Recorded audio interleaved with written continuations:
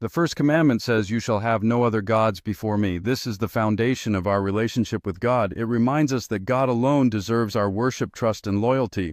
In a world filled with distractions, success, money, relationships, and even personal ambition can easily become our gods if they take God's place in our hearts. God is not just asking to be first, He is asking to be everything.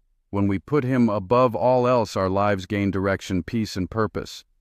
The first commandment teaches us to depend on God instead of depending on things that can fail. It calls us to love God fully, serve Him faithfully, and trust Him completely. When God is truly first in your life, everything else falls into its proper place. Many people struggle with the overwhelming noise of life, which often drowns out the gentle whisper of God's presence. Each day presents a choice between worldly pursuits and spiritual devotion. The call to prioritize God serves as a reminder that true fulfillment comes from nurturing our relationship with Him. As distractions vie for our attention, we must consciously redirect our focus back to what truly matters.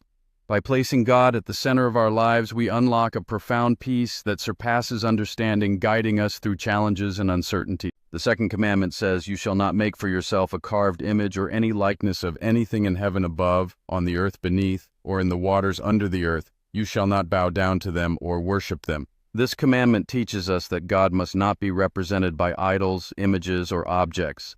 God is spirit holy and beyond human creation, so no statue, picture, or symbol can truly capture who He is. When people make images and treat them as divine, they turn their hearts away from the true God and begin to trust in things that cannot save. The second commandment calls us to worship God in truth, not through objects, but through faith, obedience, and a sincere relationship with Him. As we reflect on the second commandment, we are reminded that the essence of our connection to God is not found in material representations. Instead, we are called to recognize His presence in the beauty around us, in the grandeur of nature, and in the depth of our heartfelt prayers. By focusing on the Spirit of God, we cultivate an authentic relationship that transcends any physical form, allowing us to experience true worship and devotion. The third commandment says, "You shall not take the name of the Lord your God in vain." This means we must treat God's name with great respect and honor. God's name represents who He is: holy, powerful, loving, and true. To use His name carelessly in jokes, curses, lies, or empty promises is to show disrespect for Him. It also includes claiming to speak for God while living in a way that dishonors Him.